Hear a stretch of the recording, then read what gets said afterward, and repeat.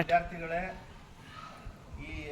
ಈ ಶೈಕ್ಷಣಿಕ ವರ್ಷದ ಮೊದಲನೆಯ 3ನೇ ಶನಿವಾರ ಸಂಭ್ರಮ ಶನಿವಾರ ಸರ್ಕಾರಿ ಹಿರಿಯ ಪ್ರಾಥಮಿಕ ಶಾಲೆ ಸಂಬಾಪುರ ಈ ಶಾಲೆಯಲ್ಲಿ ಇವತ್ತು 3ನೇ ಶನಿವಾರವನ್ನು ಅತ್ಯಂತ ಸಂಭ್ರಮ ಶನಿವಾರವನ್ನಾಗಿ ಎಲ್ಲ ವಿದ್ಯಾರ್ಥಿಗಳು ಈ ಚಟುವಟಿಕೆಯಲ್ಲಿ ತೊಡಗಬೇಕು.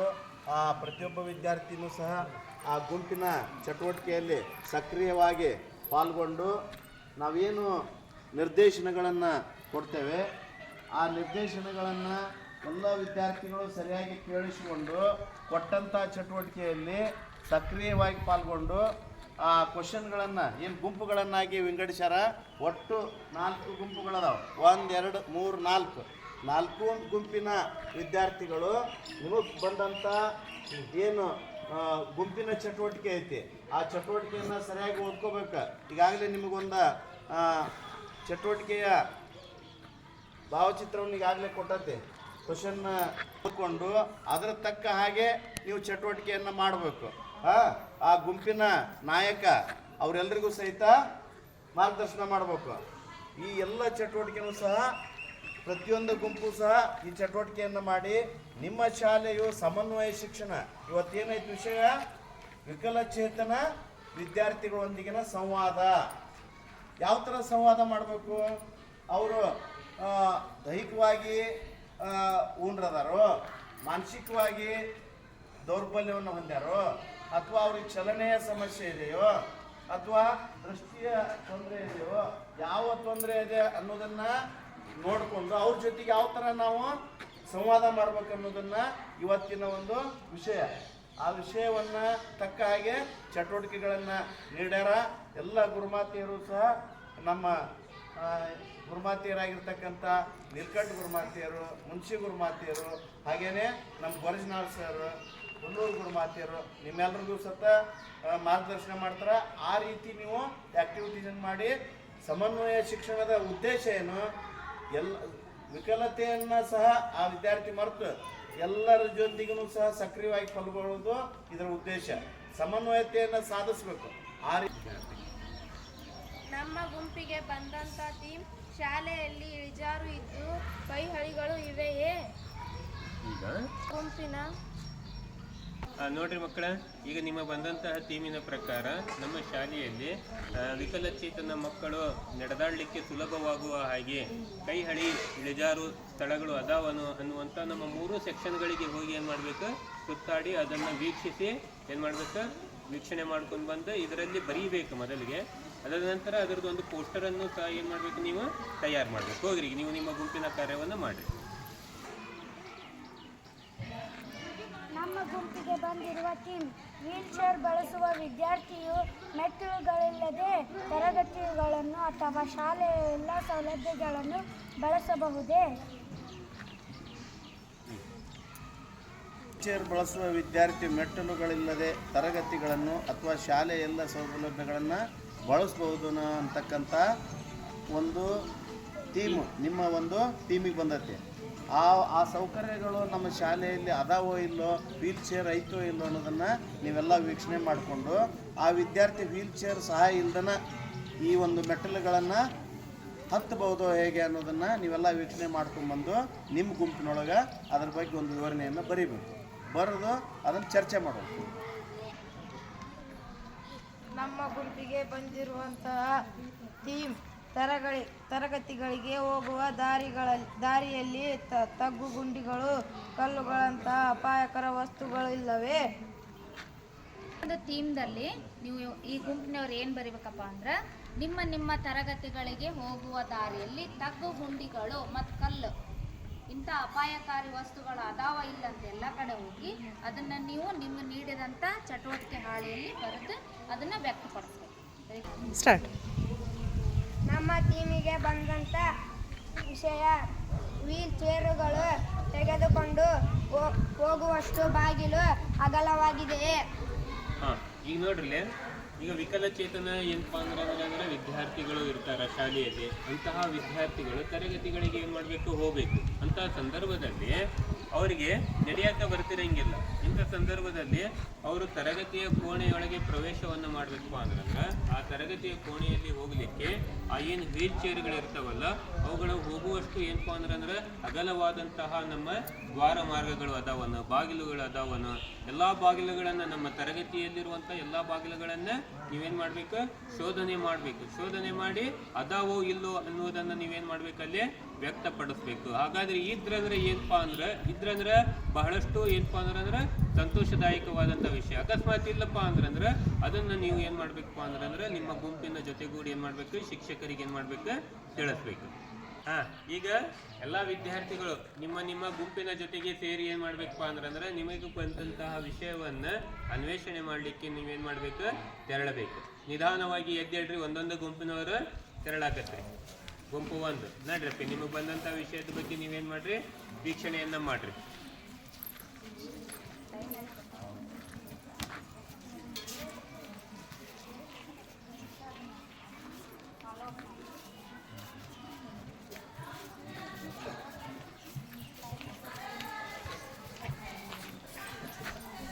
ಅದೊಂದು ಮುಗಿಸ್ಕೊಂಡು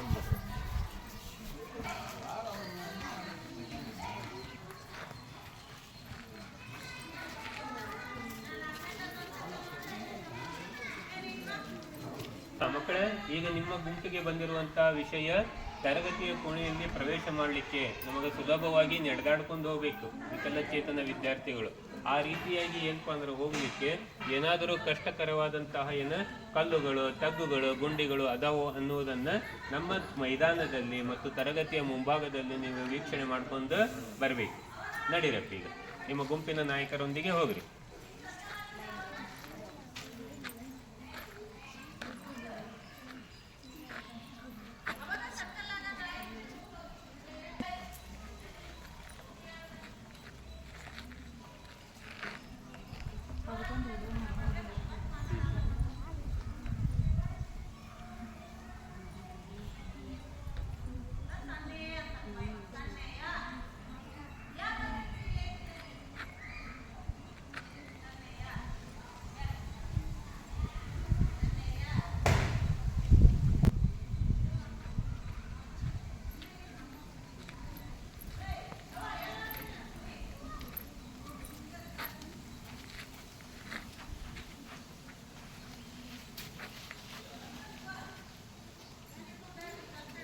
ಬಂದಿರುವಂತಹ ವಿಷಯ ಏನಪ್ಪಾ ಅಂದ್ರೆ ರ್ಯಾಂಪ್ಗಳು ಅದಾವೋ ಇಲ್ಲ, ವಿಕಲಚೇತನ ವಿದ್ಯಾರ್ಥಿಗಳ ಶಾಲೆ ಏನಪ್ಪಾ ಅಂದ್ರೆ ತರಗತಿಗೆ ಹೋಗ್ಲಿಕ್ಕೆ ಅದಾವೋ ಇಲ್ಲೋ ಅನ್ನೋದನ್ನ ನೀವೇನ್ ಮಾಡ್ಬೇಕು, ವೀಕ್ಷಣೆ ಮಾಡ್ಕೊಂಡು ಬರ್ಬೇಕು.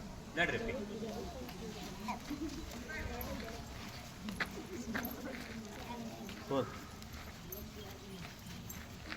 ನೋಡ್ತಿರ್ಬೇಕ, ನೀವು ನೋಡೋ ಹಂಗೆ ಮಾಡ್ಬೇಕು. ನೋಡ್ರಿ ಒಂದ್ ಸ್ವಲ್ಪ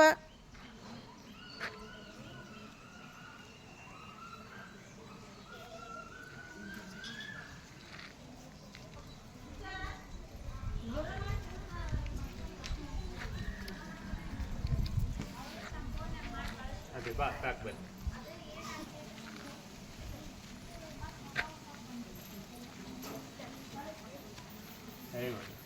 ಈಗ ಕೊನೆಯ ಗುಂಪು ನಿಮಗೆ ಬಂದಿದ್ದಾರ.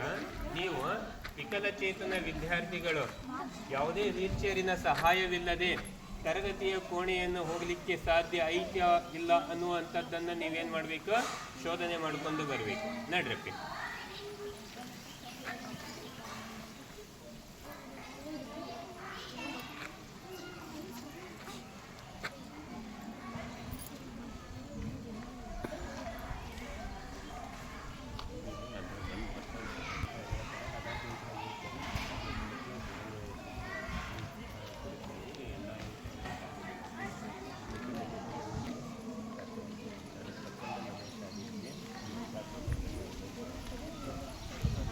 ವೀಲ್ ಚೇರುಗಳು ತೆಗೆದುಕೊಂಡು ನಮ್ಮ ಶಾಲೆಯ ಎಲ್ಲ ಕೊಠಡಿಗಳಲ್ಲಿ ಹೋಗಲು ಬಹಳ ಸುಲಭವಾಗಿದೆ.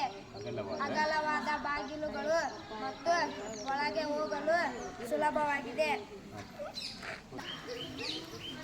ಏನು ಹೇಳಪ್ಪ, ಗುಂಡಿ ಗಿಂಡಿ ನಮ್ಮ ಶಾಲೆಗಳಲ್ಲಿ ಎಲ್ಲ ತರಗತಿಗಳಿಗೆ ಹೋಗುವ ದಾರಿಯಲ್ಲಿ ತಪ್ಪು ಗುಂಡಿಗಳಂತಹ, ಕಲ್ಲುಗಳಂತಹ ಅಪಾಯಕಾರ ವಸ್ತುಗಳು ಇರುವುದಿಲ್ಲ.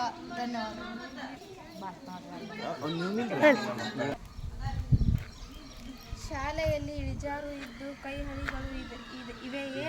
ಹೌದು, ನಮ್ಮ ಶಾಲೆಯಲ್ಲಿ ಇಳಿಜಾರು ಕೈಹಳಿಗಳು ಇದೆ. ಅಂಗವಿಕಲತೆಗೆ ನಮ್ಮ ಶಾಲೆ ಕೊಠಡಿಗೆ ಹೋಗಲು ಸಹಾಯವಾಗುತ್ತದೆ. ಅವಕಾಶಗಳನ್ನು ಕಲ್ಪಿಸಲಾಗಿದೆ. ವೀಲ್ಚೇರ್ ಬಳಸುವ ವಿದ್ಯಾರ್ಥಿಯು ಮೆಟ್ಟಿಲುಗಳಿಲ್ಲದೆ ತರಗತಿಗಳನ್ನು ಅಥವಾ ಶಾಲೆಯ ಎಲ್ಲ ಸೌಲಭ್ಯಗಳನ್ನು ಬಳಸಬಹುದು.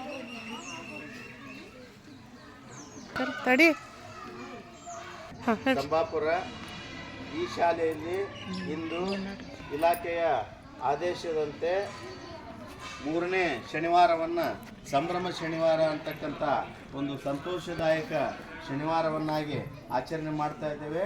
No bag day. ಇವತ್ತು ಬ್ಯಾಗ್ ಇಲ್ಲ.